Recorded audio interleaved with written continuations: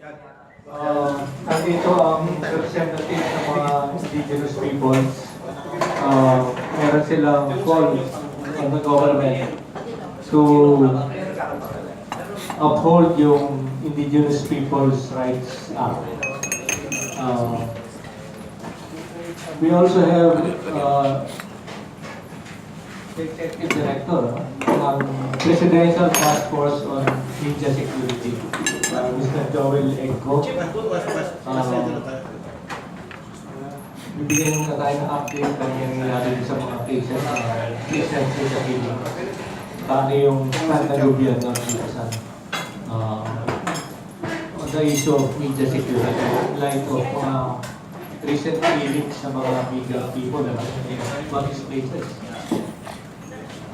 Tapos, we'll give the floor later on to Atty. Hilario, as the lawyer of Congressman Jing Paras will file an impeachment case against Andy Bautista. Kaya ano na ba yan? Kaya Bautista? He will make the formal announcement ngayon pagdating. Tapos si Atty. Gadon also give an update dun sa impeachment case against Chief Justice Maria Lourdes SERENO. Anyway, simulan natin muna sa mga indigenous peoples. Tapos we'll go to Mr. Egco.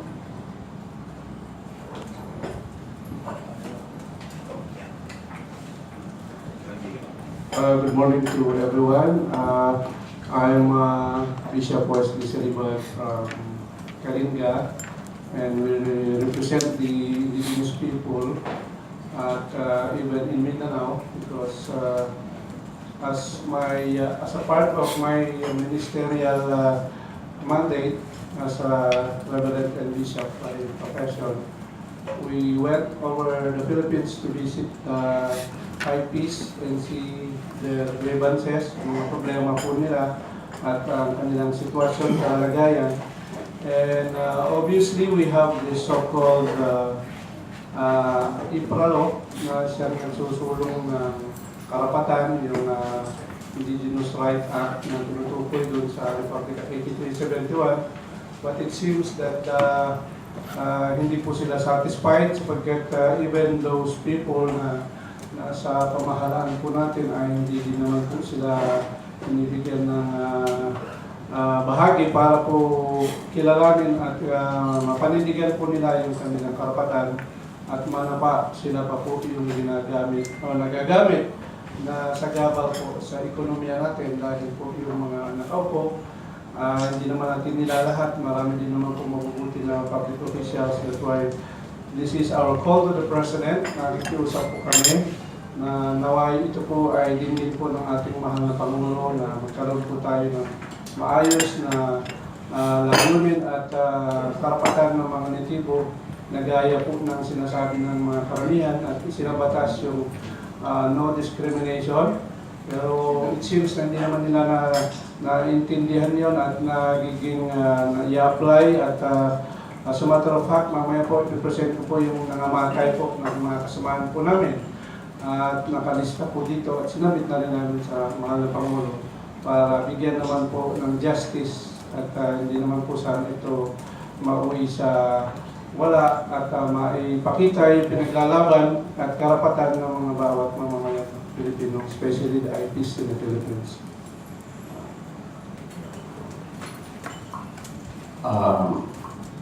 Magandang umaga po sa lahat ng tagapakinig dito sa Saturday Forum dito sa programa ito. At malaking pasalamat ko at kapabigyan ninyo ako'y nakakarap sa maging pag-uusap para parating sa ating pinakamamahal na Pangulo na kami mga tribu ay uhaw na mabigyan ng katarungan, mabigyan ng tamang pag-aruga dahil sa ating kakulangan. So sa tingin ko lang, ito na ang tamang panahon na natatagpo tayo ng isang Pangulo na malapit ang kanyang puso sa mga katulad ng mga tribo. No? So kami naman po ay umaasa po na ang mga batas po na para po sa tribo ay dapat po ma-implement dahil po ito'y nanatili pong natutulog, nanatili pong nagiging papel lamang na wala pong nangyari. Although po may mga nakaupo po sa mga official po sa NCIP, pero sa tingin ko po hanggang ngayon, hanggang po ng mga nakaraang administration, ay nanatili lang silang sumasahod, matanggap ng tamang sahod, pero ang mga benepisyo po, ang kanilang po mga tungkulin para po sa dapat sa individual mga tribo, ay hindi po nagkaroon ng katuparan. Nagkaroon po lamang sila ng hanap buhay no, sa pamagitan po ng pag-uuling, sa kahirapan, dyan sa mga kung ano-ano ang kanilang mga ginagawa para pumubuhay. Na dapat po sa lahat po ng ekonomiya po na anumang magiging partisipasyon ng tribo ay dapat po manatiling makatikimnan lang sila sa kanilang inaasam-asam hanap buhay. Ganun pa man po ang nangyari po kasi sa mining po natin. Gusto ko po sana na sa lahat po ng mining natin ay makatikim din po ng kabahagi ang ating mga tribo na umpisa pa man po nung wala pa po ang Republika ng Pilipinas, sila na po ang mamahala dito, sila po ang nag-alaga ng ating kalikasan, sila po ang itinagad ng Diyos na para bantayan po ang mga kalikasan po natin. Kaya po dapat may karapatan din po sila na tumanggap ng kung anumang mga biyaya sa ating pamahalaan. At ulitin ko po, kami nanawagan sa ating mahal na Pangulo na implement po talaga itong tinatawag na Just People Right Act, 371, Republic 371, na dapat po magkaroon na po ito ng pangil para po pantay-pantay po lahat ng tao ay mayroon pong karapatan dito. Salamat po. Mr. Wesley, kailan pa naging batas itong infralo? Yung pong ipralo po na binabanggit po natin ay way back 1997. At ang layunin po kasi ng ating ipralo ay para kilalanin po ng mga kagaya po namin na nitibo na meron po tinatawag na self-governance, self-determination, na ito po ay isinabatas at sa pamumuno rin po ng ating kauna-unang founding chairman. I want to speak about his name, si Atty. David Dauas. He was the first founding chairman of the NCIP. Na I understand na ito po ay sinabatas din sa Kongreso sa series of 1997, sir. At may mga series of NCIP administrative order na nakikita din po kami na doon din po nila pinapalawig. Pero gaya nga po ng first pronouncement namin, sir, mukhang hindi ho nararamdaman pa po ng mga katutubo. Dapat pag-usap pa rin. Congressman Mangawang ang ano dyan? Congressman Mangawang is our congressman in Kalinga because I am also from Kalinga. At mapalad po siya ngayon kasi may nangyari ho yata sa congressman sa Mountain Province. So caretaker na rin siya doon sa Mountain Province. So he has two district hawak ngayon po. Pero may coordination kayo sa kanya? Yes, we have the coordination. Actually, we supported the president for this campaign during his term. Siya yung nangangampanya po. Ito naman sinasabi namin ng partisan po. Yung sinasabi niyong walang pangil yung ipralo. Ano specifically ang gusto niyong i-amend sa batas para magkaroon ng maging effective yung batas? Magandang tanong po yun, sir. At ito po yung nakikita po namin na hindi namin nakikita yung pangil kasi why there are a lot of people na nangangamatay na hindi po ito napagbibigyan ng pansin ng ating government. Although may ginagawa din pong bahagi po ng gobyerno para po ito ay patatagin at ingatan. Pero bakit po bumilang po kami ng doon pa lang po sa area ng Sarangani? This is the record. This is the people died, men and women from the tribe. at pinapatay sila at pinapahukay pa sila ng mga libingan nila at doon sila pinilibing. Kaya gaya ng sinabi ko po kanina, naiiyak po yung puso ko as a pastor na umiikot sa mga tribo. Not only na Cordillera, mabuti-buti naman po sa amin sa bayan sa Cordillera, sir, kasi nagkaroon na po kami ng kasarinlan, yung tinatawag na autonomous province of ito tinatawag natin na autonomous na administrative region. Kasi dati autonomous yan, Cordillera Autonomous Region, but now they do the plebiscite, naging administrative kasi ang dami na rin kasi nagmamigrate, but we want to give back the autonomy kasi mabuti naman po yung dinudulot po nun. At as a matter of fact, nakatulong po din po ito, sir, kasi po nag-submit din po kami ng letter to the President before, during ERAP time.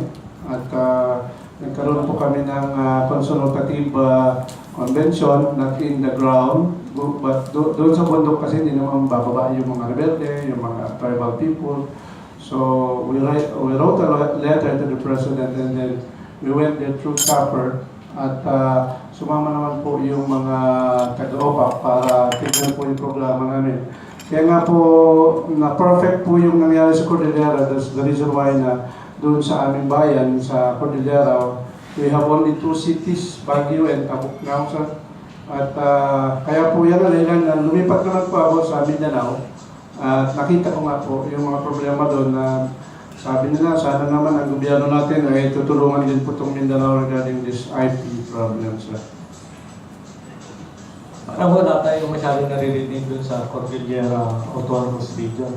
I mean, compared dun sa nangyayari sa ARM, parang hindi na co-cover ng media yung nangyayari sa Maraming salamat po, sir. Maybe this is about time to explain about this. Just a brief. Ganito po yan. Just remember that President Marcos, during his term, he wanted the Cordillera to be the biggest dam in Asia, especially in Kalinga. This was done during 70s, 80s, ganyan po. Kasi po wala pa po yung tinatawag natin NCIP. I understand, parang panamin pa yata nung yung araw. And then ginawa po nila na NCIP kasi to make the long story short, maganda yung programa kasi it will generate big funds in the region, especially in Kalinga. Kasi yung yung tinatawag namin na Chico River, composed of 6 provinces ang sasagasaan nito. Abra, Benguet, Mountain Province, Kalinga, and Ifugao. Ito po yung dadaanan yung Chico River na yan. Kaya kung hindi ho natupad yung tinatawag na kasarinlan ng mga panahon yun, kasi nga po, naabuso, we the natives in Cordillera, especially in Kalinga, nagpadala ng mga sundalo, nagpadala ng mga taga-gobyerno para i-implement yung programa, but they don't touch, they miss the market. Ang nangyari po, hindi nila ginamit yung kagaya namin na taga-Kalinga, taga-Cordillera to speak our own people na kasi once you believe in Kalinga alone, we have 48 dialects. And I am blessed to speak them all. Kaya yun ang ginawa ko na sumulat ako sa Presidente para dinggin niya. Kaya po nangyari na neutralize namin ang Cordillera because of that. Kasi siniris ko po yung problema. What is the root causes of that problem? Bakit hindi tayo nadidinig? Bakit ang media hindi nadidinig? Kasi tagaroon pa po full-blooded native from Kalinga.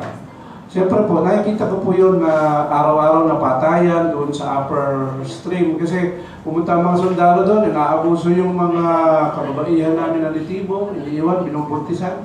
And then, meron pang mga hayop na pagkasankala, ginagawang pulutan. And hindi lang po yun ang worst. Ang worst na nangyari sa Cordillera, especially in Kalinga, ito na yung mga biggest equipment na dadalihin doon sa Kalinga para i-wipe out yung mga kabahayan.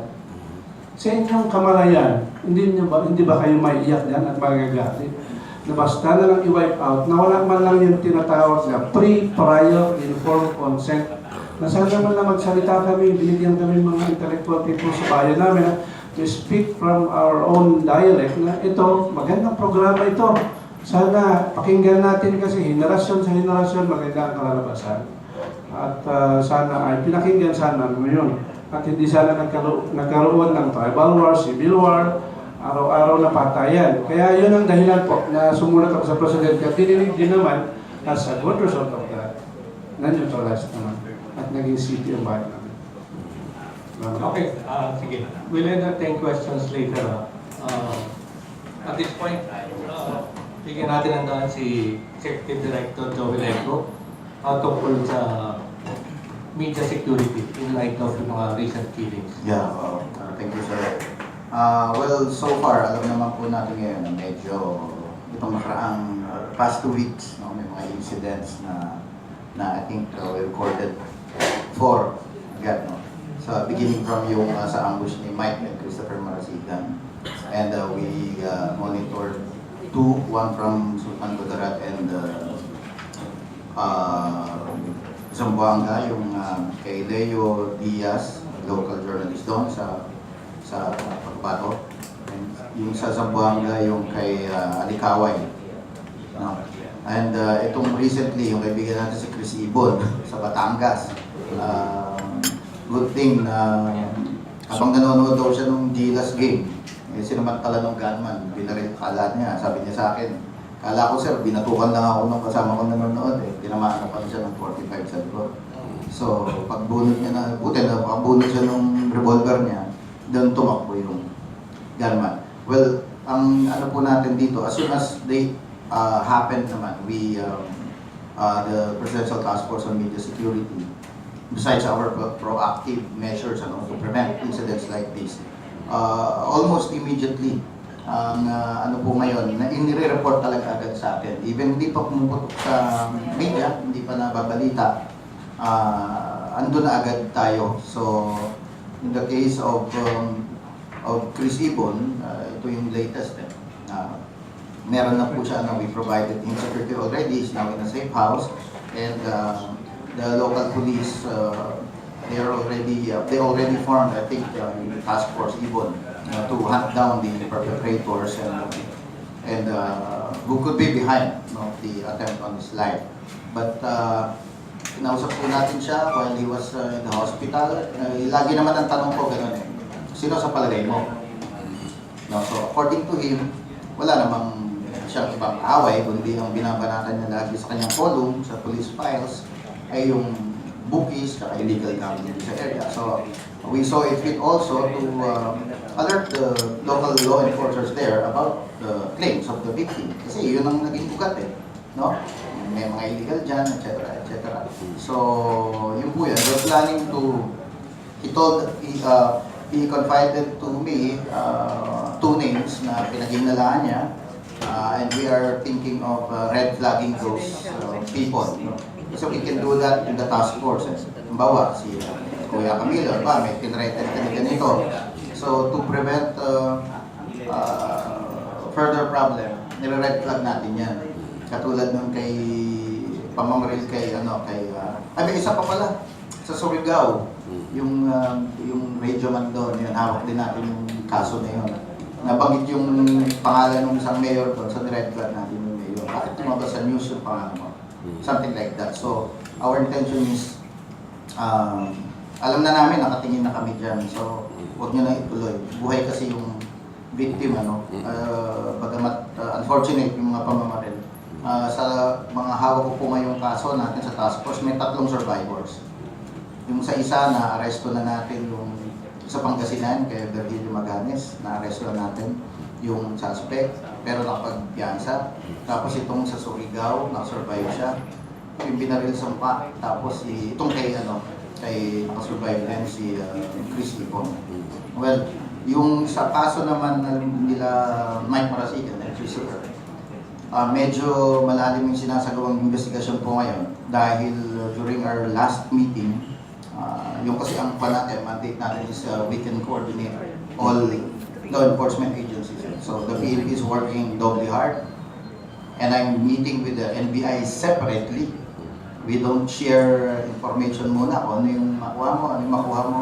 Then, saka lang namin pinaprocess sa task force. Right now, what I can say is that they're deeply digging, very deeply into the case. Kasi ang mahirap po kasi both kaso ng mga marasigan, especially kay Mike, no enemies talaga. So, we are inclined to declare kasi ang coverage ng task force, yung Admin Order 1 ni President Rodrigo Duterte, yung active media. So, clearly, even task force using ngayon, nakikita nila na mukhang walang kinalaman nito dahil corporate naman ang kinover niya when he was still active, no, in the media, when he was still editor of Business World, ganyan. So, even the NBI, even me, lahat ng mga kaibigan niya na very close sa kanya sa media, tinanong ko rin. So, talagang matagal na siyang wala sa media. So, we are inclined to declare that it was not media work related. However, there's a danger.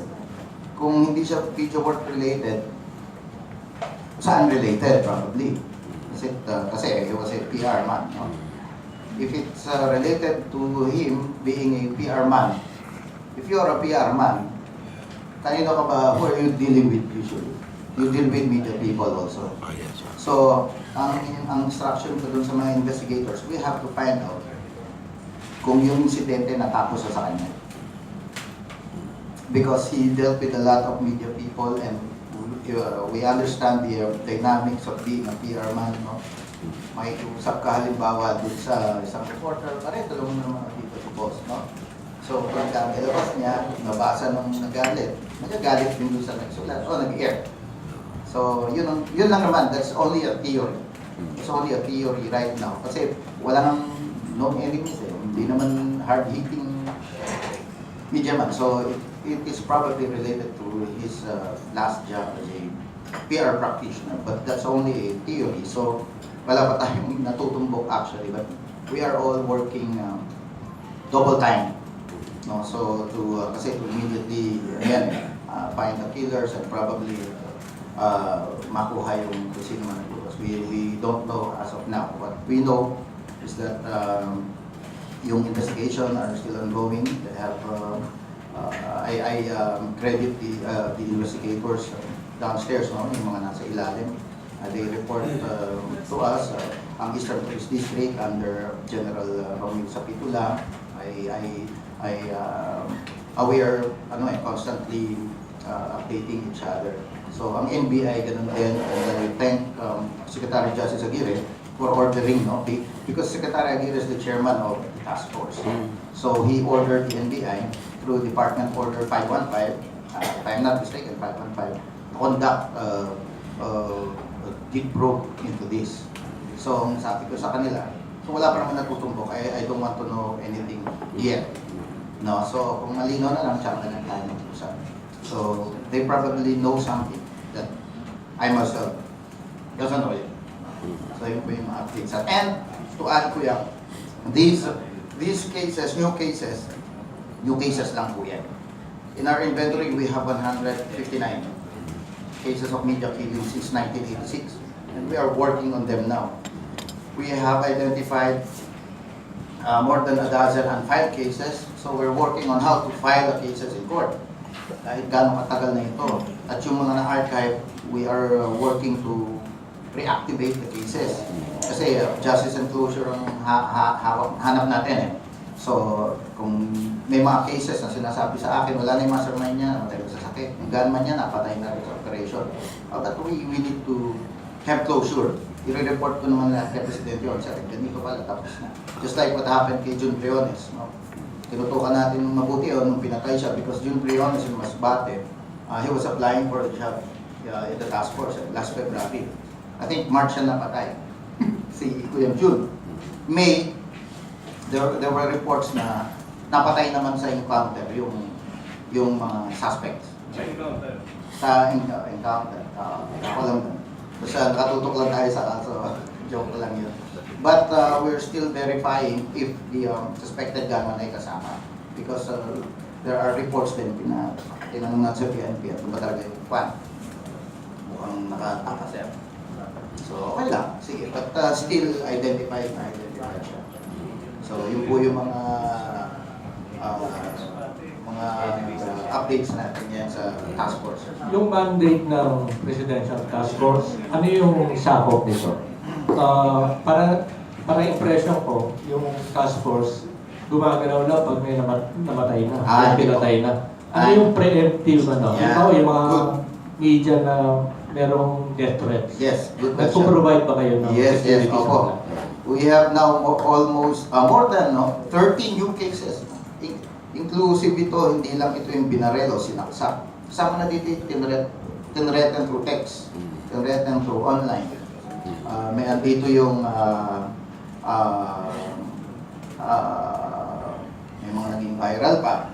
So, na tinreten ng citizens, no? So, lahat po ito, minomonitor ng task force. That's why we are very busy also, alam mo yun, social media, open source of information yan. Nalalaman namin agad.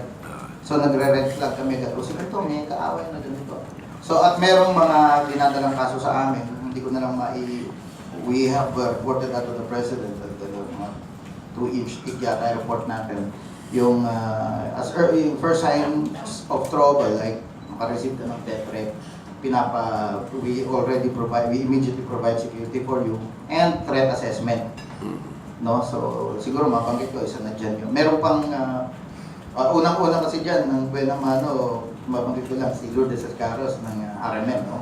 Talagang yung kasama natin yung babae, grabe yung mga threat sa kanya, nabasa namin, hindi ka makakauwi, habang ka namin sa kanto, etc. And there was a print reporter from the province naman, ang kakaiba naman yun, she felt threatened because, she's writing for a broadsheet, no? National daily. Ang threat sa kanya, she felt threatened because yung daw mga kasama niya na media doon sa local, binibira naman siya araw-araw sa radyo. So, may mga ganong facts eh. Yun ang reality kasi sa baba. So, I call on our colleagues. I usually, whenever I get to talk to them, sabi ko sa kanila, isang problema kasi sa media killing sa atin, kaaway-away tayo. Kaaway-away tayo. Totoo lang, yung kay Chris Ibon, kaya agad nagataw kahapon dun sa post ko sa Facebook, pinost ko yung text eh. May nag-text sa akin boss. Kino-question, bakit tinutulungan ko yung binaril? Ano ba naman yun? Parang sinasabi niya na huwag niya tulungan yan. Kasi yan ay ganong klase, yan ay LP wing, yan ay bumabanat kay President Rodi. Yung problema kasi, pinaliwanag na sa boss natin, boss, wala naman sa 801 sa admin order 1 na mandate ko na pagka pro or anti kayong exception. So, lahat yan covered. In fact, ang daming pinrovide natin security, critics ng Presidente. Kasi, not because, hindi yun eh, diba? Critic ka man ng Presidente, hindi naman kami magte-threaten sa'yo. Dito nga kami para supportahan ka. Ang problema ay yung threats that are coming from the audience eh. Netizens, diba? Yung social media, halimbawa, kung banat sa Rappler, talagang grabe. May gano'n, yeah. But andyan naman kami, tinitingnan po namin lahat yun. Pag may ganong issue, nakatutok na kami doon. Bakla malay ko, mga ganyan, tinitingnan namin yan. So how do we prevent worst things from happening? Yun ang ina-analyze natin lagi. So marami naman tayong tao dyan. Isang tawag, isang text, nakaka-react naman agad. Meron pa yung mga inaresto. Marami pong nasa report po namin yan. Naresto, nagko-cover sa peryahan, halimbawa, ikot ng ikot, kumukuha daw sila ng istorya, nahuli ng pulis sila ng Timbro.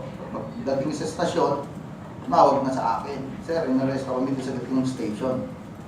Ano ginagawa nyo kasi doon? Nagko-cover kami, sabi ko, sa oras na ng gabi, kung-cover kayo, mapapagtama lang talaga kayo dyan. So, ang daming kakatuwa, ang daming realizations ko dito sa task force na ito, yung mga problema. So, that's why we are planning to conduct a media security summit probably early next year. Doon na natin ilalatag lahat, i-report ko lahat yan. Ito nalaman ko, ito pala mga problema, ito yung mga ganyan, mga away na ganito, mga ginagawa ng ganyan. So yun sa summit, doon i-discuss ng lahat ng stakeholders kung paano maayos yan. So, when it comes to, I'm sure may mga magtatanong, laging tanong sa akin dyan paano naman yung mga quote-unquote tiwali na media. Di ba? Ganyan yan eh. So sabihin nila, meron pang safety naman ang mga officials kung may ACDC, may namemera, ganyan sila, ganyan kami mag-usap on the local eh. Yung problema po niyan, please take note that the task force, for the first time in the history of the Philippines, ito lang yung task force na kasama po namin ng KBP, NUJP, National Press Club, PAPI, TPI, tsaka yung Center for Media Freedom and Responsibility. Lahat po ng sinasabi ko, lahat ng na-announce namin, dumadaan po dyan. Bukod yung government part, NBI, LGD, NDAP, Human Rights, so nakaupo po sila lahat. Pag nag-report kami, ganyan ang itsura niyan. So, pinaprocess namin yan bago ako magsalita.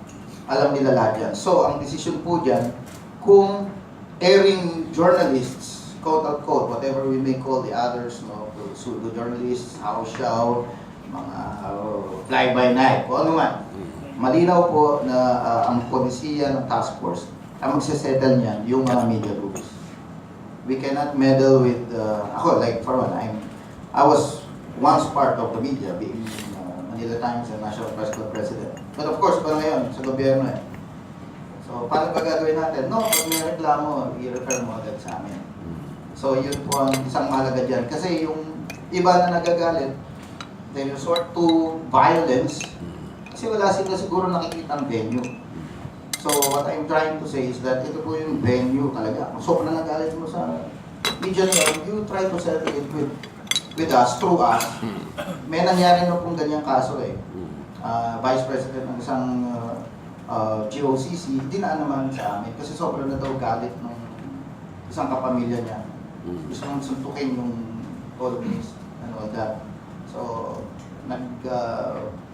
i-intercede ako doon, naayos ko naman.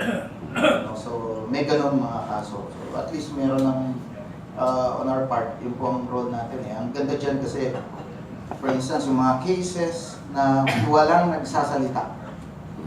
No? Walang nagsasalita. Halimbawa, kaso ni Juan de la Cruz, walang nagsasalita sa pamilya. Walang nagsasalita before sa makasama sa media. This time, hindi pa tinatanong. Meron na nagbibigay sa ating info. And then, gine-verify ko na lang. Pag sinabi ng 2-3 tao, yun na nga ako, parang yun na nga. But of course, I cannot reveal it ba, magagalit sila sa akin. Especially yung isang controversial case na hawak natin. No? So, people, they know, ngayon naglalakas loob na silang i-share yung mga information for our investigators to follow up and verify. Thank you. Siguro, we can take a few questions siguro before we go to... sige. Yusek Egco, Yes, sir. with all of your activities, does the President provide you the necessary logistics? Kilala naman ako magtrabaho eh. For medyo na settle na yan. Right now, minamadali na po natin yung yung office natin, yung operation center. Medyo talagang, kung nakita nyo naman, pag nagpo-post ako, totoo po yun, naubusan tayo yung office space eh.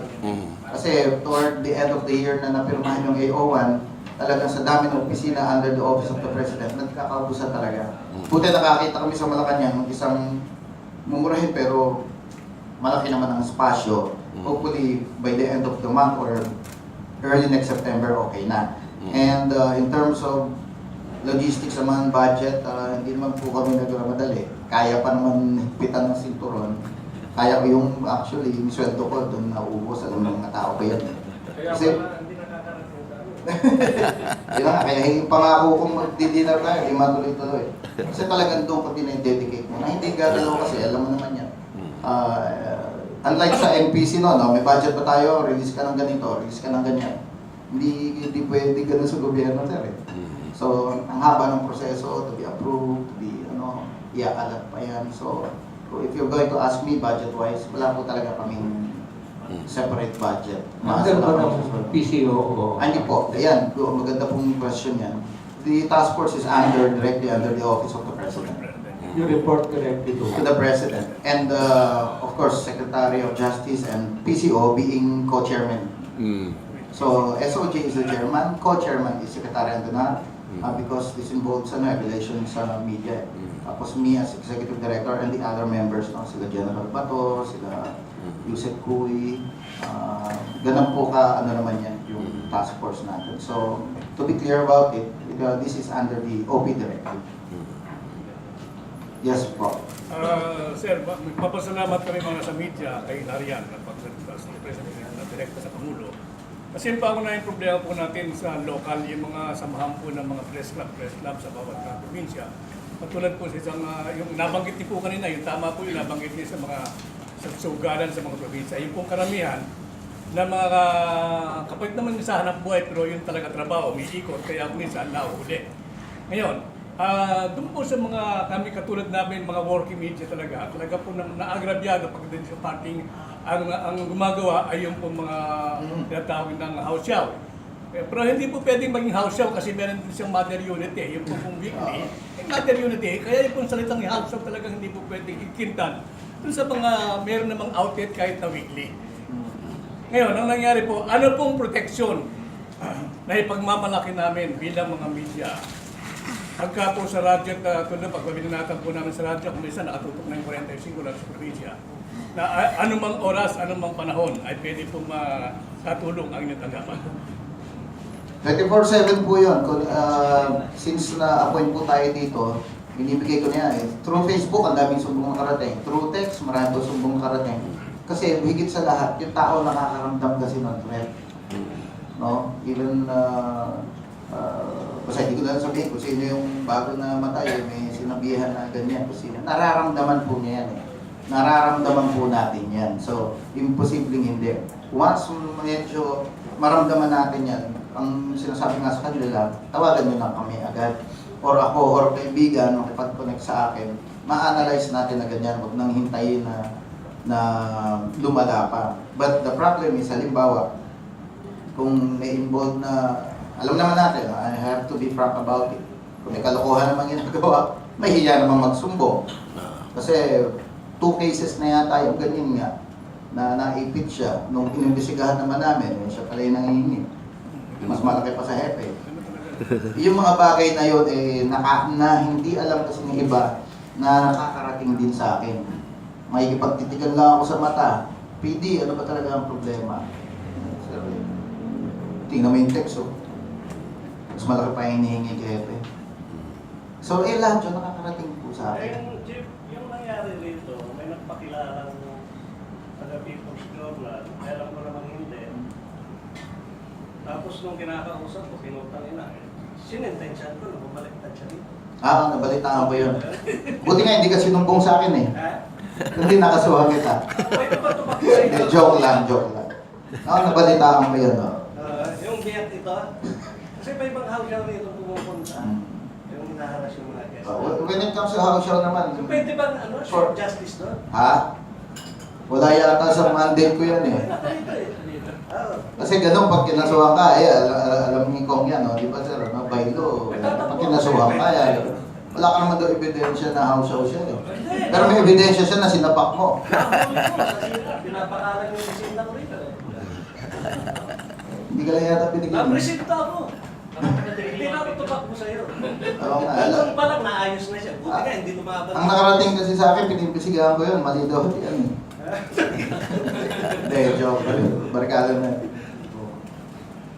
Ano po ba? Ako po may history na dalawang gano'n ang pinakulong ko. Di ba ng presidente ako ng task force ng NPC, may umikot noon, hinuli namin, may ID talaga siya ng NPC, ako nakapirma. Kaya ako nagalit, mali spelling pangalan ko. Kaya nasampal Sabi ko magagaya ka lang din naman, yung Egco, letter E yan, hindi I yan, Egco yan Egco. Tapos dami niya dalang pera, may listahan siya, tig 5,000. Sabi ko bakit? Ang palabas nila, birthday ko. Kaya yung sinasabing may umiikot na ginagamit yung pangalan, baka yung iba, ginagamit lang Katulad no, bigay naman agad si Mayor, ganun. Bigay agad. Kasi sir, tumawag sa akin yung PIO Sir, happy birthday Sabi ko, January lang yung March ang birthday ko. Nagpadala na nga sa bata mo si Mayor ng 5,000 ano yan ako. Dagdagan yung 5 pag bumalik, turo nyo sa akin. Bumalik, nahuli namin siya. Andan na ID kompleto. Yun po ang karamihang practice lalo na sa mga probinsya. Ginagamit sa mga editor. Saka people, halimbawa, yung editor ng ginagamit po nila talaga sa mga perte. Kaya lang dapat pag listo. Ito ho nakakapagtaka. Nung inimbestigahan namin, sabi ko sa PIO, ba't ka naman nagbigay? Kilala mo naman ako, ganyan. Dapat ako tinawagan mo. Di, kausap kita eh. May nagpanggap pa na giveaway ko. Meron. Lansado. Nung sinakay ko na yung sino yun? Binanggit naman to si Binanggit naman. So, pinakausap ko yun. Ginamit may pangalan. So, pwede na pong ipagmalaki sa aming column na ikaw as director ng Mahayan ay makaasaan na mag-oras sa ng araw. Kuyang, mas nakapagtrabaho po kasi ako under the radar. Kasi yung yung nasasabi ko, marami tayong accomplishments na hindi naman natin kailangan ng pamilya because our intention here is to keep everybody safe. Maraming hawak po tayo ngayon ng tutulungan, yung mga security, yung iba. Pero painom na yung ganun, nalala. Kasi alam mo yung mga operador, monitor ka naman yan eh. Tingnan ka niya, yung mga galaw mo, ay hindi kasama na lagi. Ay, meron na palang ganito, may security na, marunong na. So yun po, basta sa akin, always be vigilant. Huwag magkumpiyansa. Number one, kahit ako ngayon, hindi ako kumpiyansa, hindi naman ako dudero. But we have to be really safe. Siguro po sir, pangunahin na yung kasi ang old practice natin, yung ating kaibang kapatid sa hanap buhay, naglalaban-laban sila sa pamagitan ng kanilang radyo na mali. Kaya nga po tayo mayroong press club, naging presidente ng press club. Yung po press club natin building daungan ng daingan ng bawat mga isa. Yes. Doon kayo maglasingan, doon kayo magkaway, magsuntukan. Pero yung nagiging kasarayan po, kayo po, halos sa nagbabaratan ngayon, dating officer sa National Press Club. Alam po niyo mga siya. Pero mali po eh. Para sa akin, ako po, 47 years sa media. From broadcast hanggang publisher, editor po. Pero mali po yung gawain eh. Sila naglalaban, kilala natin sila. Pero dapat po It reflects what's really happening on the ground. Nasisira yung ating kredibilidad. Dahil po na sila sama-sama tapos nag-aaway sa radyo. Mali po eh. Totoo po yan. Sana po ipangunahan nyo Totoo kayo. yun. Dating Agree ako presidente po doon. kayo. I can prove that. We have cases like that talaga na, yun nga sinasabi ko, isang problema dyan, yung iringan sa media. No? Yung maybe grupo-grupo or click-click, no? Kasi number one question ko dyan, unang tanong ko nung naupo ko rito. Media man yung napatay. Ba't di ka magsasalita? Alam mo eh. So pagka inano ko, alam ko sino kalaban? Yan, ikaw naman. Then, it turned out, yung isang kaso na nag-survive, pinutokan ng 4, 3 di pumasok, matibay yung tricycle, yung pang nainip yung, nagwisit yung gunman, lapitan na siya sa harapan, pinaril siya sa harap, yun yung pumasok. So, nung nakasurvive siya, bakit ka binaril? Yun yung unang tanong ko. Sino ang palagay mo at bakit? Ang sagot niya, tumulong kasi ako kay Kong eh. Laban kay Group. Pinaraw-araw ko kasi sila sa radyo. So, yun eh. Ayun, hindi ko invento yun. Yun yung mga confessions sila. Sa media security sa amin, lalabas po lahat yan. Kukwento nila yan. Kailan yan gagawin? Hopefully, early next year. Ipapacilitate lang namin, pero this will be purely a media event. Walang pakialam gobyerno, i-ano lang namin, i-document lang namin for the purpose of eventually putting all of these things together in a book or a report probably. So, pati yung mga cases no, since 86? Since 86. Opo, meron po tayong listahan niya since 1986 up to the present. So, if you want to get a copy, pwede po mag-request naman sa amin, either through PCO or Office of the President, we can provide you naman. So, but I'd like to stress that since 2016, ito medyo hindi naman magbubuhat ng bangko o magyayabang, but according to the latest report of Reporters Without Borders, no, yung World Press Freedom Index sila, itong May pa yun eh. So 11 places ang inangat natin when it comes to the World Press Freedom Index. Siguro dyan na dahil yung FOI, tapos nandiyan yung task force. But of course, I'm not saying that masosolve natin agad yung problema overnight. Otherwise, edi overnight, solve na siya, bukas resign ako. So, kumbaga, andyan pa rin ang threat. Andyan pa rin yung, hanggat may nakatanim na ugat ng katarantaduhan sa ilalim, no? I mean, mayroon kang in-expose na katarantaduhan sa ilalim, siyempre, may endanger ang buhay mo. So, we accept that fact. Okay, let's leave that for a while. Siguro, questions, we'll entertain questions later on. At this point, let's go to the filing of the impeachment complaint against COMELEC chairman. Sino ang sasalita?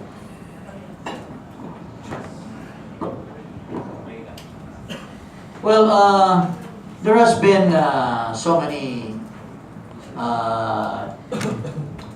haka-haka that there will be an impeachment. But so far, I have not heard any person. So, since this involved public interest, itong issue kay Chairman Bautista, I'm taking the cudgels for the people. You know, my friends, this is beyond domestic quarrel. But it is just fortunate that they quarreled and certain things are exposed, which show that this endangers the integrity of our democratic institution, because it smacks right into the doorstep of the chairman of the very institution that will assure us of the integrity of an election. Can you imagine the chairman of a body that is supposed to be clean and honest would be tainted with corruption? And this is not something that has to be put under the rug, because the wife herself has exposed this with documents. Doon pa lamang sa, kanyang press con, she has already showed 32 passbooks, several documents, and bilang isang mamamayan, kailangan tayo maninindigan po dito. Bilang isang mamamayan, dahil hindi lamang haka-haka itong mga usap-usapan sa mga dayaan sa eleksyon. There are realities like yung tweaking of the script, yung mga ganon. Tapos here you are, an allegation that the head of an institution, an agency, has met with a company that is suspected of rigging an election. Medyo mabigat yun, no? Kaya po, I am on my final draft ng impeachment complaint against Chairman Andres Bautista po. And my lawyer is here with me. We hope to file this next week. I'm just waiting for my counsel's letter to the NBI to get hold of the documents. And also the official SALN declared by Bautista. This is with the Office of the Ombudsman. Ito po, background lang po. Kasi mayroong binanggit na nagbigay daw sa kanya ng impeachment complaint. Hindi po kami yon. Although as early as November of last year, my partner, si Attorney Luna, we have already drafted an impeachment. Nothing to do with this revelation of the wife. It has something to do with the failure of the chairman to see to it that our privacy, yung mga pangalan natin na naka-register, will be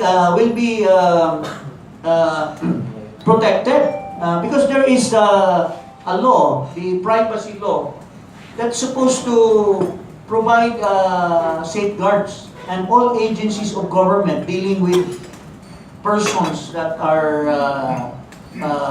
making these agencies repository of their private data shall be protected. And para po sa akin, yung hacking ng COMELEC is a failure of the chairman. Kasi may mga requirements po yon. Tapos, after it has been hacked, he also failed to see to it that the task force will be able to recover or prevent some more hacking. Kaya nga po, doon pa lang, betrayal of public trust para sa akin yon. So, doon pa lang sa amin, sana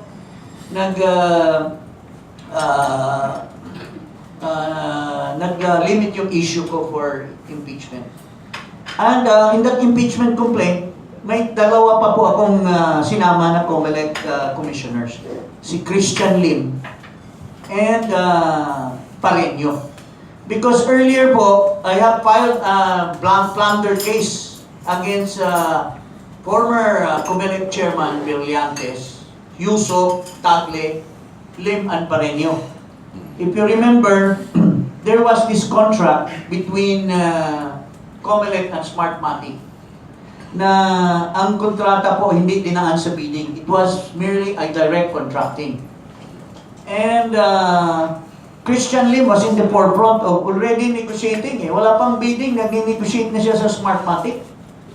And it turned out that there was no bidding, there was a direct contracting, and they signed it, we called it midnight contract. Pinirmahan nila, I think 2 days before the, a few days before they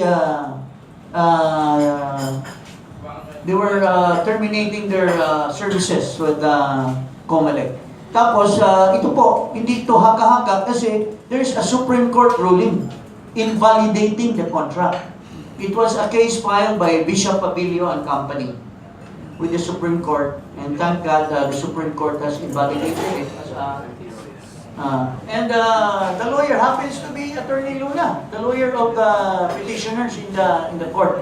So kung mayroong invalidate yung kontrata, hindi kaya tayo magdududa na bakit nila binilisan yon at bakit direct contracting may RA 9184 which calls for a bidding. So doon po nag-evolve yung early impeachment complaint namin. However, na-set aside ito because I was tasked by BACC to drop the complaint for impeachment against Carpio Morales, which you have already heard, no? Kaya po na-set aside ito. And siguro, it's God's blessing that the wife, nagkaaway sila ng kanyang asawa, has revealed some more very vital issues that has to be raised. And only impeachment, this can only be done through impeachment because the chairman of the COMELEC is an impeachable officer. And to remove him can only be done through impeachment kasi hindi po siya, well, there is that thing called immune from suit while he is in office. So yun po ang so this impeachment complaint has 4 grounds. The 3 centers on the hacking of the data, and the 4th is the more important one, which is failure on the part of the impeachable officer to declare his assets in the sum end. Although he declared 176, but according to the documents that are at hand now in the NBI, it is way beyond that. And that is still considered failure to declare the truthfulness of his assets in the statement. And in fact, that is the basis for the impeachment and the removal of Chief Justice Renato Corona. So, masyadong similar po ito at kailangan po someone has to take the cudgels. And if there are other people who would like to take the cudgels, then let it be, but I cannot renege on my duty as a Filipino to see to it that someone has to raise this issue with the proper office. Hindi po, BACC kasi, they are saddled already with recently the impeachment of Chief Justice SERENO, si Kadampe po ang complainant doon. And there's also another complaint, no other than our handsome lawyer, Atty. Hilario Gadon, who is also a complainant, dalawang impeachment complaint against SERENO. And they were lucky that out of 0 versus 14 votes, the Supreme Court has granted the request to divulge all the documents that was needed and raised in the impeachment complaint. 14-0 po binigay ng mga maestrado ng Korte Suprema yung hiningi nila Attorney Luna ng mga dokumento. So, ako po, I'm taking this as a, although BAC has been in the forefront, I am with BACC, but I take this as my personal complaint. But I understand there are 1 or 2 more lawyers who are joining me. I will not divulge their names in the meantime, but they have intimated their joining me in this complaint po. Instead of going to the right also, impeachment process, why don't you call for Chairman Bautista's resignation? Well, there are already clamor. In fact, members of Congress, the whole minority, headed by Congressman Suarez, has already nananawagan na po na mag-resign na siya. And this is nothing new kasi ilan na pong na-impeach na hindi na natuloy, kundi nag-resign na lang. I think one of which is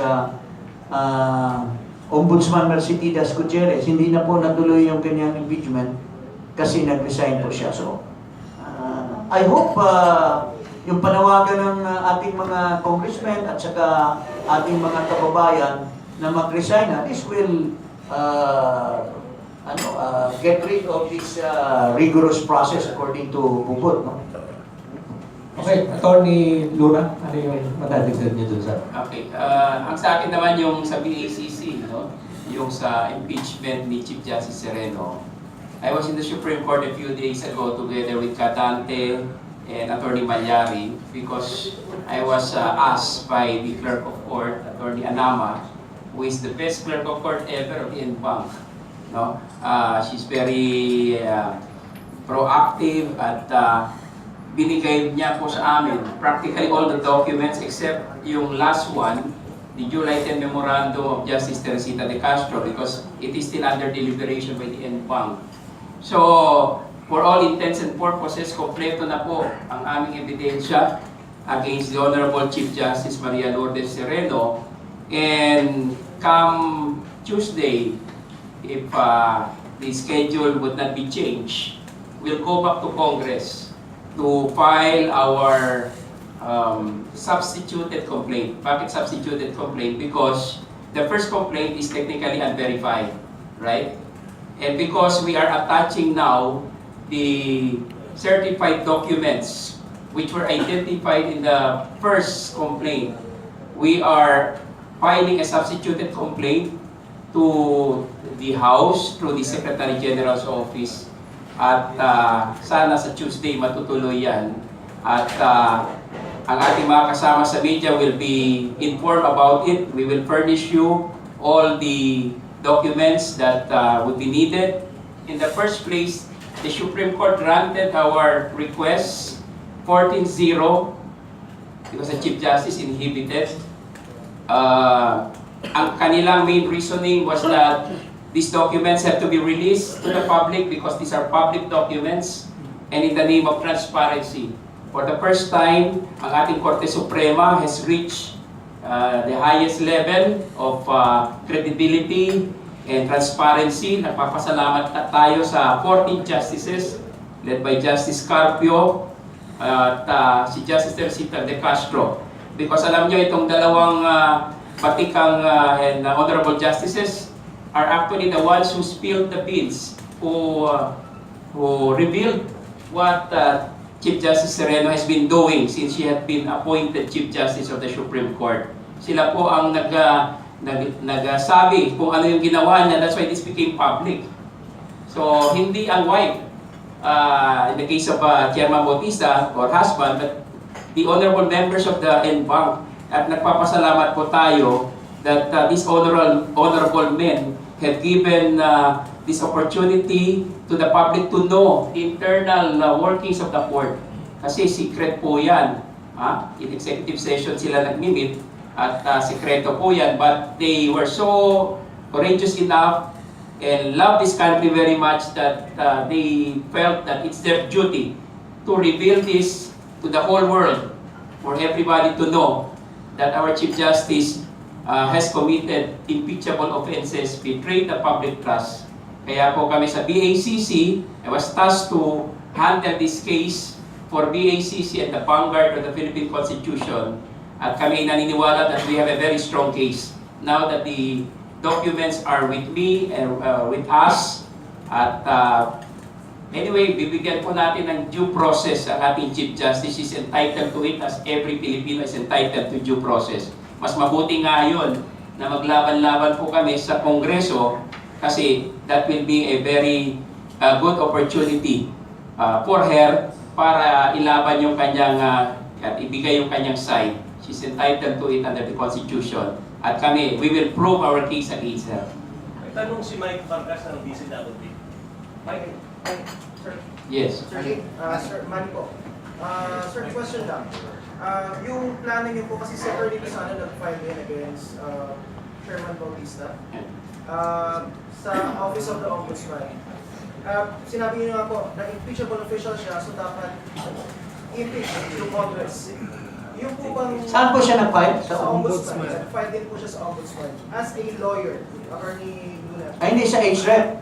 Hindi siya nag-file sa HREP. I mean, sa House. Sa House. Sa Ombudsman. Oliver Lozano. Sir, yung ganun po ba hakbang, would it affect yung mga plano pong impeachment against Chairman Bautista? And is it the right With the way Mel of doing things na dadalhin mo sa ibang very, parang very unusual? And then, dagdag ko na rin po, sir, pa-clarify. The name Lozano speaks for itself. I mean, but anyway, kung sa ombudsman, walang jurisdiction naman ang ombudsman to, under the ombudsman law, the ombudsman has the right to investigate but cannot make any filing of a case. It can only investigate and recommend to the Congress if he is an impeachable public official. But ito, hindi na kailangan ng investigasyon ng ombudsman ito, kaya diretso ko po sa Congress next week itong filing namin ng impeachment kay Chairman Bautista. Sir, tatlo pong impeachment complaint yung nakaamba against the Ombudsman, the Chief Justice, and the Chairman of COMELEC. Wala pa yung sa ombudsman po, hindi pa na, wala Sir, pang, pero pag yan ay hindi pa na i-file. Kung yan pong tatlong yan magdikit-dikit na may pasa at may mag-endorse, do you think matatapos ito kaagad? Well, I think that's the obligation. That's the duty of Congress. The House as the fiscal and the Senate as the judge. So I think they are duty bound to finish this. It's their duty. Kasi hindi lang naman legislation ang function ng Kongreso. They have, I think, three functions. One is as a constituent assembly to amend laws. Another one is to sit as a judge as far as the Senate is concerned, and the Congress to sit as a fiscal to determine if there is probable cause to come up with an article of impeachment. Yun po. Sir, thank you. Sige. Tuloy tayo update dun sa... Yes, sir. Danating ko ko GMA7. Sir, 2 questions lang for Attorney Luna regarding yung impeachment complaint kay Chief Justice. Actually, 3. Number 1, may nakausap na ba kayo na congressman who would endorse it? Kasi nung nakausap namin si Dati Jimenez sa PACC, sinabi nila, ang sinasabi niya is, they'll just leave it, they'll file it, and they're requesting everyone to read it, and parang sila na daw ang gumawa ng initiative to endorse it for themselves. Walang kinakausap. Pero ngayon, has it changed? Number 2, dun sa mga documents na nakuha ninyo, because it's 6 out of 7, I understand Attorney Gadon is asking for more, mga around 26, no? 26 documents. Yung sa inyo, what is the most, sa nakita ninyo, dun sa documents na nakuha ninyo, yung most, I guess, for lack of a better term, incriminating? Number 3, what makes you think na, yung kasi may mga binabanggit kayo about yung sa mga justices, you know, the reasons behind yung pagpayag nila na pag-release ng documents. Because I have the notice here, wala namang sinabi dito na any reason for releasing the documents. Well, actually, in administrative matters, the usual procedure is they arrive at decisions through consensus. And since the Chief Justice inhibited, that means the 14 gave their consensus. So, in a loose term, we can say it's 14-0 just the same. Okay? Kasi wala naman nag-object doon sa 14. In fact, it was reported by some media outfits as 14-0. So, medyo tama yon.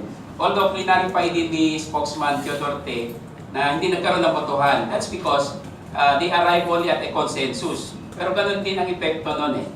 Now, yung sinabi ni Dante, tama yun. Tama yun.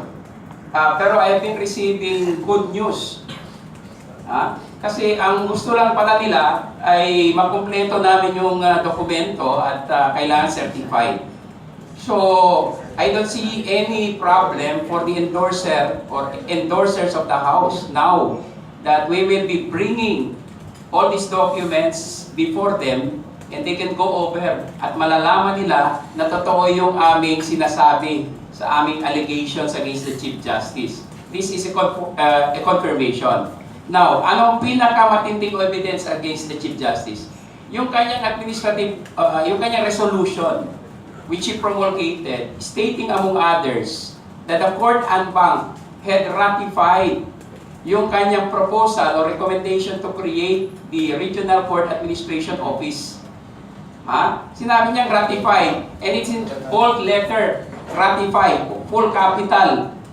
When actually, the justices did not say that. The justices, in fact, said, hindi hinay-hinay po tayo. We hold this in abeyance kasi kailangan i-study mabuti. There's no pilot testing yet. Bakit tayo lulundag na kaagad? Di natin alam yung bottom of the pit. So walang ganon. This is not just intellectual dishonesty on her part. This is a betrayal of her duty to the Constitution to tell the truth and to respect the action of the court en banc. Sinabi ng en banc, huwag muna eh. Tapos sinabi niya sa kanyang reso, pinapromulgate niya sa clerk of court of the en banc, na ni-ratify ng majority. That's why Justice Teresita de Castro complained about it. She wrote a memorandum to her and the en banc saying that this is not the consensus of the justices. Ayaw nga namin eh kasi dapat hinay-hinay kami.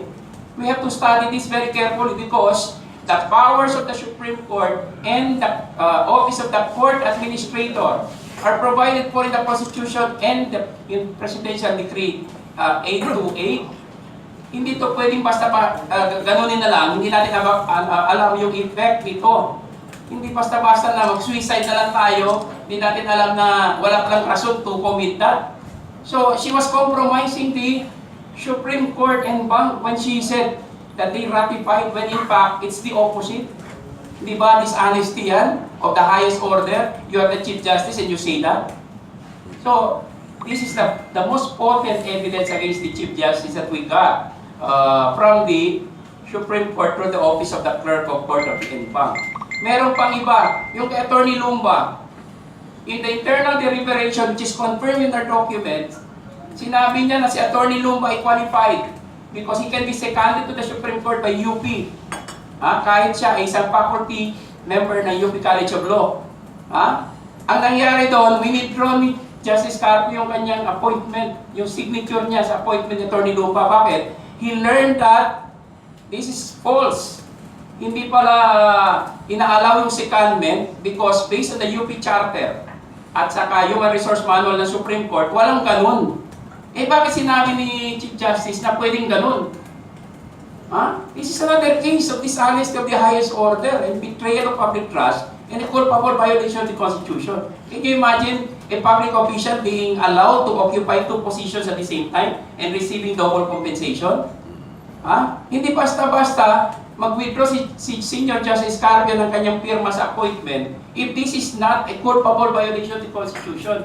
In fact, he premised it that way, that I am sworn to uphold the Constitution. If I will not withdraw my signature, I will sanction a violation of the Constitution.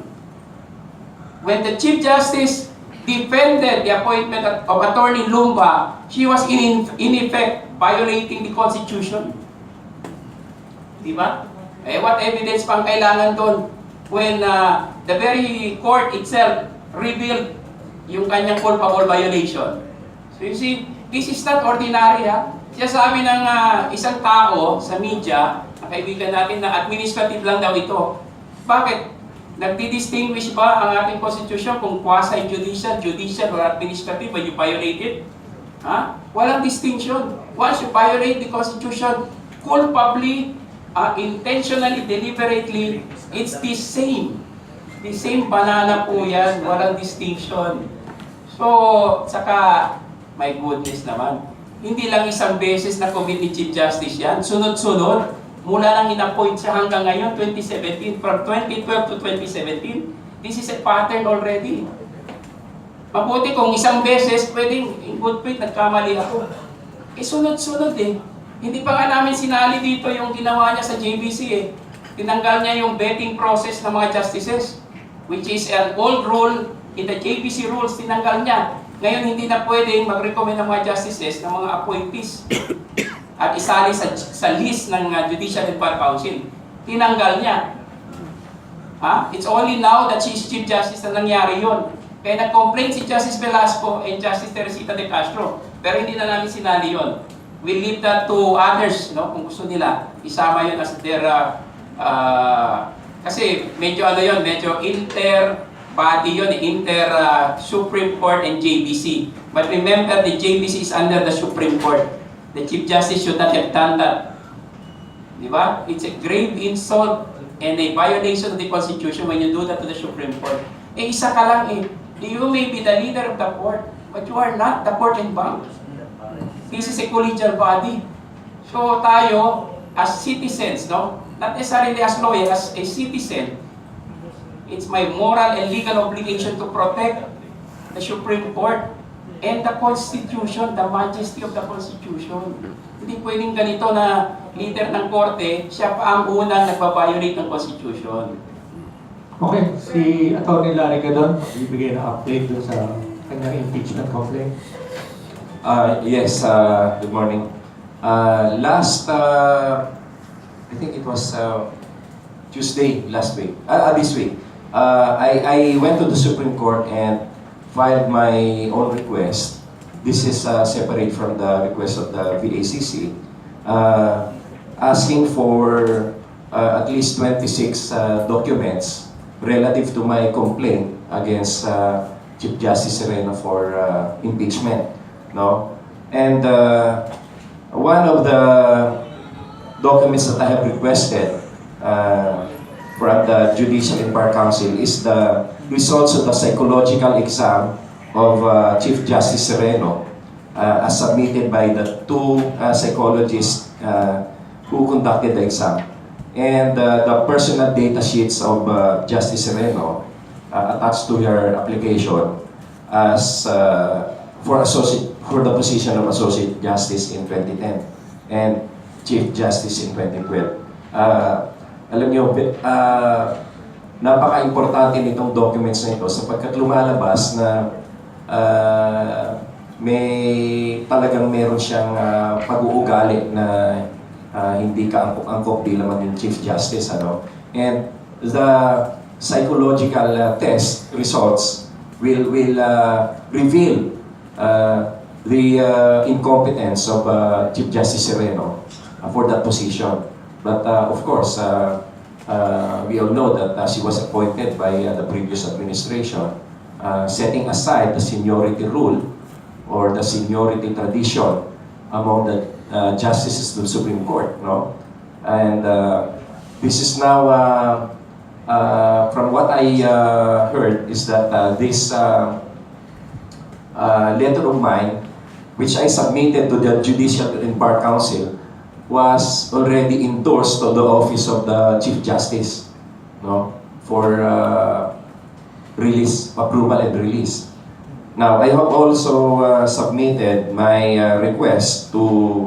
another request to PhilJA or the Board of Directors of Philippine Judicial Academy.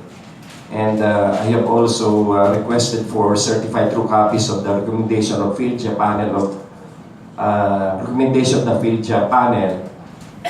for the position of PhilJA Chief Office by Atty. Brenda Angeles Mendoza.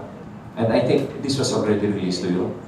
And also the letter of Justice Adolfo Ascuna to Chief Justice Sereno, informing the latter of the PhilJust's recommendation of Attorney Mendoza for the position of PhilJust office. Alam mo, gagamitin din namin to sa impeachment complaint sapagkat lumalabas dito na walang en-bank approval yung mga appointments na yan.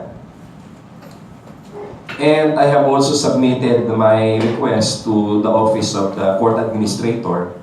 I requested for certified true copies of pending applications for retirement benefits of retired judges and the survivorship benefits, no? Na hanggang ngayon ay iniipit pa rin ni Chief Justice Sereno despite the long period of application that was given for this survivorship and retirement benefits. And then I also submitted another request to the clerk of court for about 22 documents. And masyadong mahaba to, hindi ko madidiscuss isa-isa. But I will allow the members of the press to take a photo of these letters of mine so that you can include it in your report. Sir, clarificatory question lang. Sorry, for ano? Hindi, sige, sorry. Itong mga additional documents nito would also bolster the case of VACC because the members of Congress that I have been talking to also instructed me or suggested to me that I should also get certified true copies of these documents to comply with the verification portion of my complaint.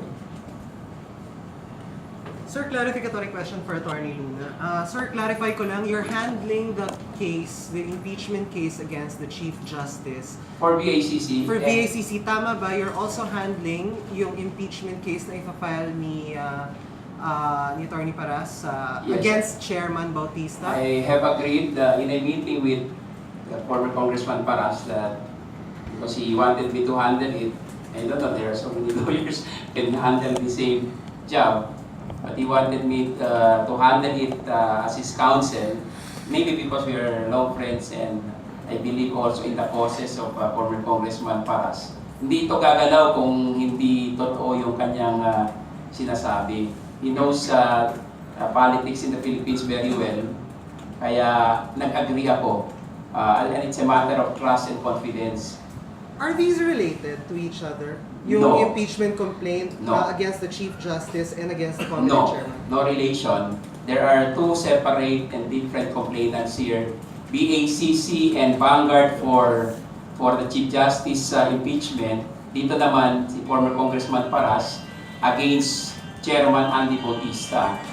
Mind you, kaibigan ko si Chairman Bautista because I'm practicing at the COMELEC. Pero hindi ko ito palalampasin because she's a public official, impeachable officer at that. Hindi pwede ito na hindi niya sagutin. Mas mabuti kung sasagutin niya in the proper forum because he will have his day in court. Kaysa naman sa media lang siya pagpiestahan. Which sometimes may not be very fair to him. Kaya mas mabuti sa tamang forum. Kaya tama yung ginawa ni former Congressman Paras, he's taking the cudgels for the Filipino people. Para ito ay ma-resolve once and for all. Kung manalo kami, well and good. Kung hindi, then okay rin. For both impeachment complaints, yung kay Chief Justice, you mentioned may good news kayo. Sino-sino ang mga endorsers? Well, I cannot reveal. I cannot reveal, but you can read between the lines. Ang advice kasi kay Atty. Gadon was to produce certified copies. So, hindi na namin dapat sabihin yan. No? Congress, I believe in the integrity of the members of Congress, especially sa House, kasi sila ang may power to indict. They know what to do I don't think so, palalampasin nila ito. This is their chance to showcase that they are really the representative of the people. Sila man talaga ang representatives of the people. So, alam nila ang gagawin dito. Diba? They will not allow this to pass na walang magiging judgment at walang decision on their part. I think my honest prediction is that eventually aabot ito sa impeachment court. Kaya brace yourself. At saka the people will not allow this thing na ilalagay mo lang under the rug, tatakpan mo, kunwari walang nangyari. I don't think so. The Philippines are like that. We are not known for that. We face crisis after crisis valiantly, at hindi tayo maatras. Kung si late Chief Justice Corona nga was made to face the biggest challenge of his life when he was still alive, may his soul rest in peace, bakit ngayon hindi mo ikaw bibigyan ng tsansa? You will distinguish, you will differentiate. Walang distinction. Salin lang nga yung main basis doon kay Chief Justice Corona and yet he was impeached. Dito kay Chief Justice Sereno, mas matindi ito, mas marami. No? And in the case of Chairman Bautista, merong culpable violation of the Constitution or betrayal of public trust dahil dito sa kanyang mga ginawa. Although ako, personally, I don't want to touch yung kanyang possible criminal liability. Because that's for the NBI and the appropriate government agency to deal with. Bahala na sila doon. Pero sa impeachment, mag-concentrate kami ni former Congressman Paras doon. We will meet him head-on. Wala kaming, yung kanyang quarrel with the wife, that is for him to settle. Sa kanila yun wala kaming pakialam doon. Hindi yun ang pasiyahan namin.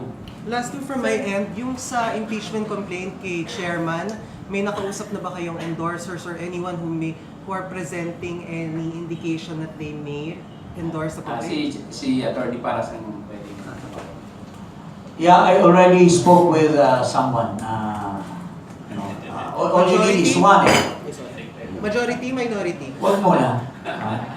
Kiss muna. Just kidding. And I think there are a lot of people interested because this really dwelt on the issue that is of public interest. Kasi the wealth is mind-boggling.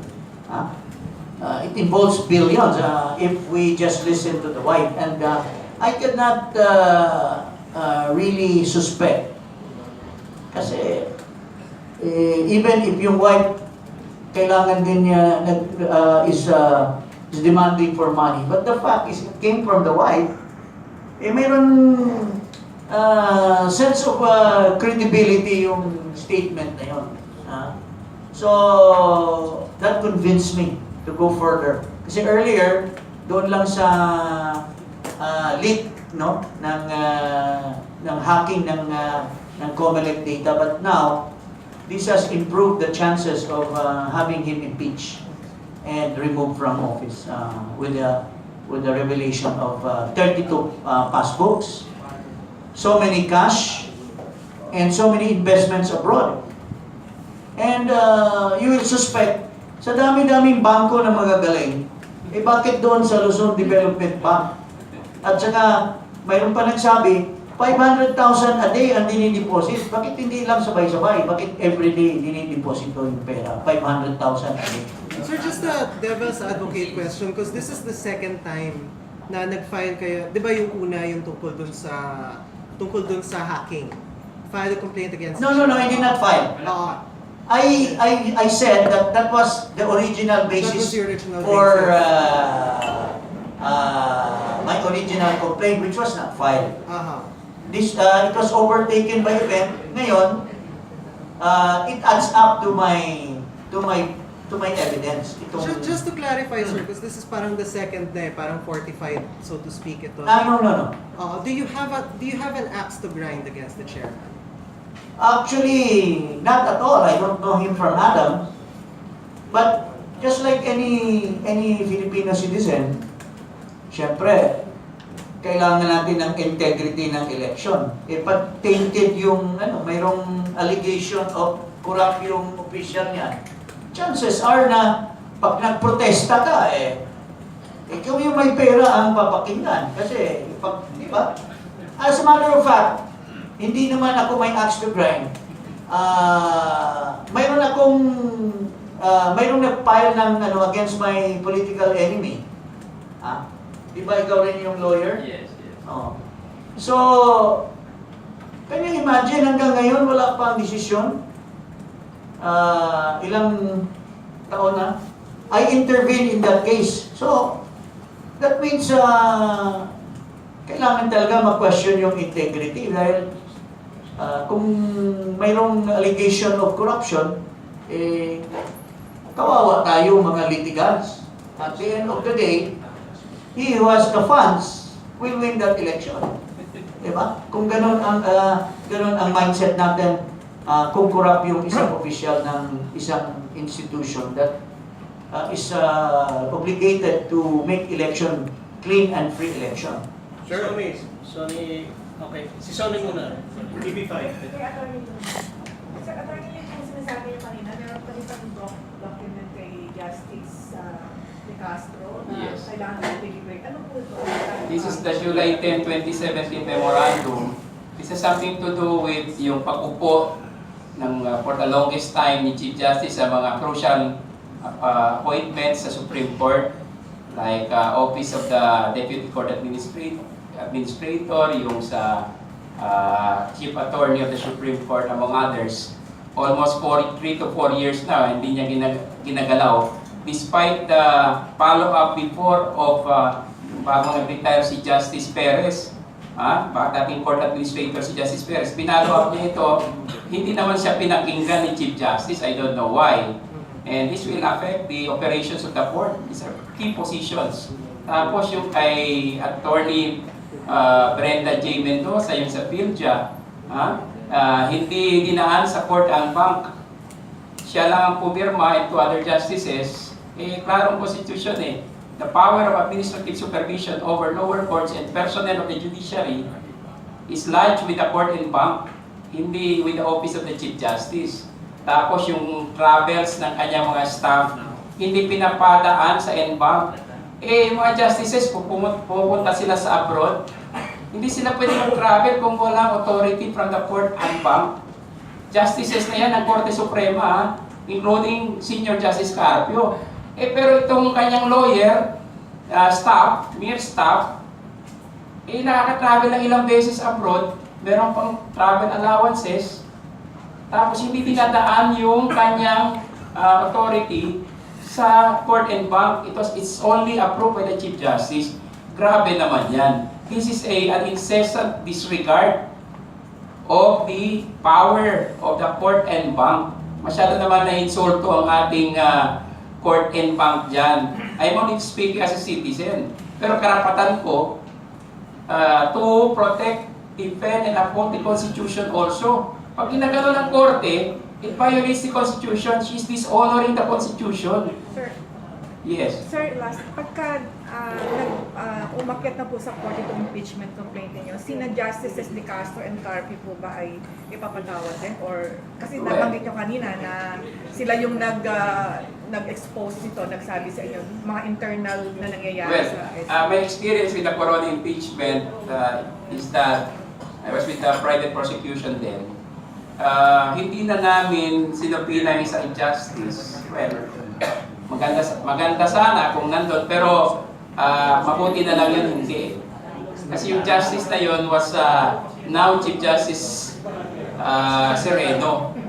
Hindi namin sinupina siya kasi masisira yung history kung sinupina namin. Remember, a justice testifying against another justice. Hindi naman tama siguro. So, the right approach is simply to subpoena the clerk of court of the NBank to confirm if there's a need, the documents issued by the court. Pero kung sasabihin ng impeachment court, no need because these are certified, and anyway, the court and bank approved the release, hindi na kailangan. The best evidence and the only evidence are the set of documents. Hindi mo kailangan ng tao to speak, to pin down the respondent in this impeachment complaint against the Chief Justice. Let the documents speak for themselves.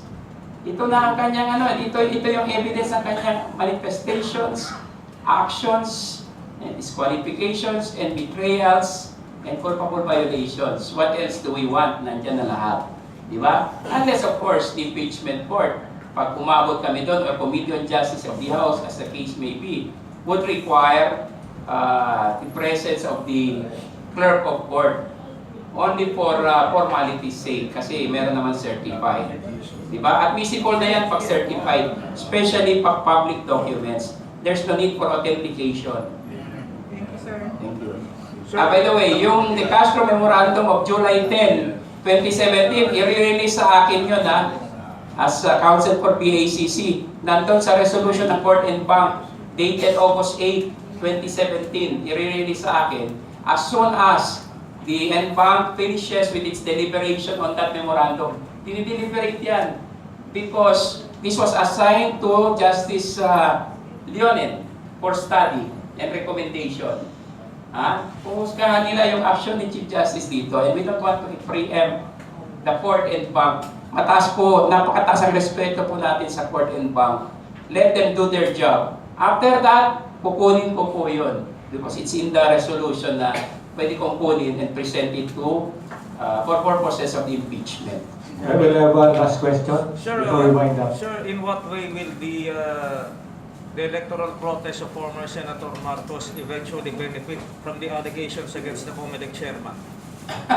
Si Congressman para siguro, yung protest ni Pongpong.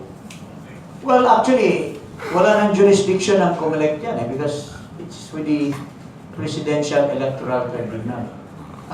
Perhaps they can only be witnesses, if ever, because there are allegations against Smartmatic technician, no?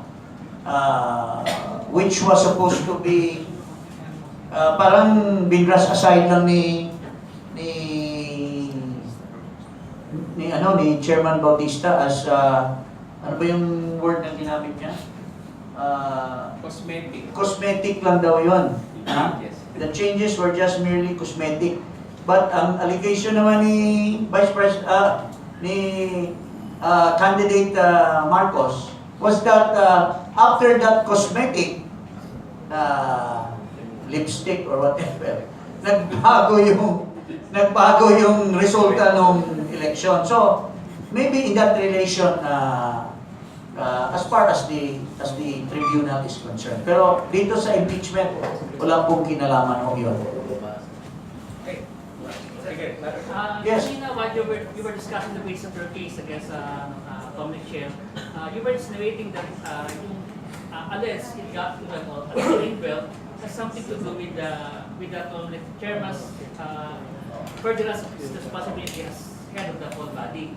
Now, what would that yung implication niya doon sa election result in 2016? It has something to do doon sa kanyang duties. Well, malaking bagay po yun. Kasi if the allegation is true that he has this so much wealth, and there were allegations allied with it na nakipagkita siya sa isang official ng Smartmatic, so perhaps it will have an implication as to the integrity of the 2016 election.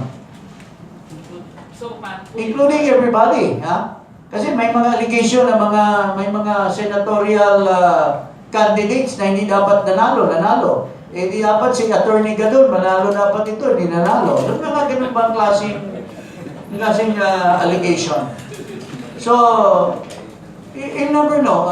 That's why we have this impeachment complaint is really a very important event in the history of our democratic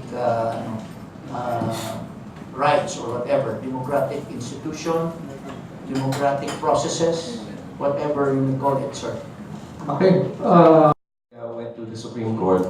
Maraming mga empleyado doon ang nakipag-usap sa akin at sinabi, binabati nila ako, congratulate nila ako at sinasabi nila sa akin, good luck sa aking advocacy to impeach Chief Justice Sereno. And sabi nila sa akin, more than 95% na or ng mga empleyado doon talagang gusto nilang maayos na si Chief Justice Sereno. And may mga ikwinento pa sila sa akin na talaga raw abusada ito, no? Kagaya nung nagpabili siya ng motorsiklo, yung ginagamit ng mga hagad, costing 800,000 each. She is maintaining her own motorcycle for security. Oo. So, aside from the 2 backup vehicles na security, meron pa siyang 3 hagad na ano yan, maintained by the Supreme Court. It's not requested only from the PNP, no? And each motorcycle costs 800,000, no? And that's aside from the car that she bought, the SUV and the bulletproofing, no? At ang sabi sa akin ng isang staff ng isang justice, bakit silang may ganon, no? Sa history ng Supreme Court, siya lang nagpabili ng ganong kamahal na sasakyan, and siya lang yung nagpa-bulletproofing, samantalang sila lahat, pantay-pantay lang naman sila mga justices, and when they decide the case, it is a collegiate decision. So, kung tutuusin, sila na rin lahat ay entitled to that kind of security and protection, but they're not asking for it. So, you can see how whimsical she is. And she has a security detail of 30 man contingent, no? Meron siyang sariling 30 security detail. You can just imagine how big the budget is for this, ano? And going back to the pending applications of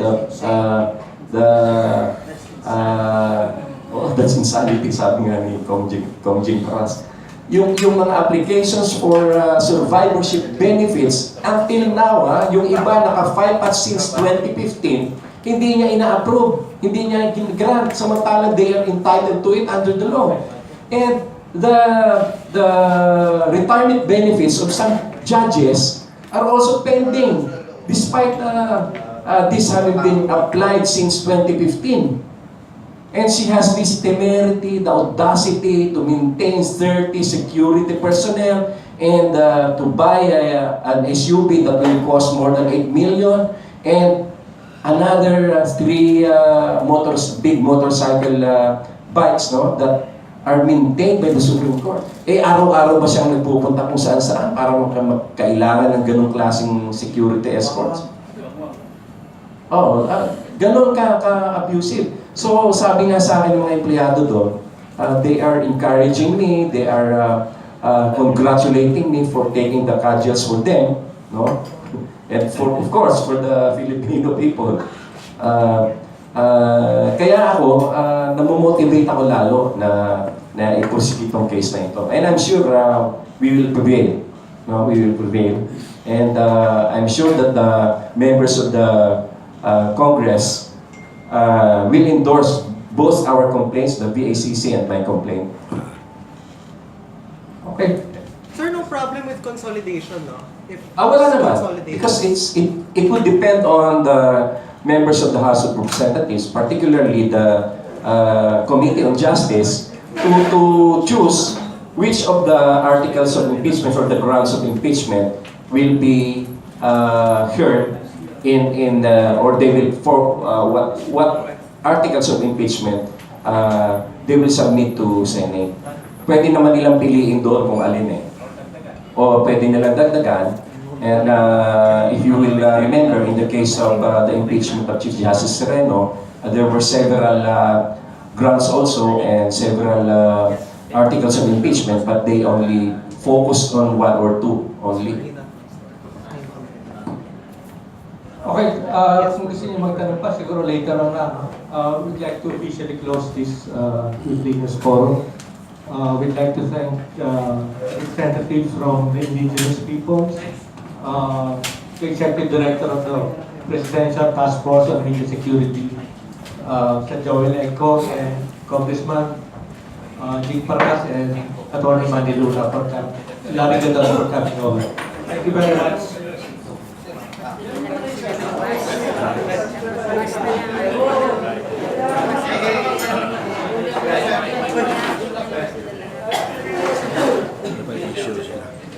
Asia.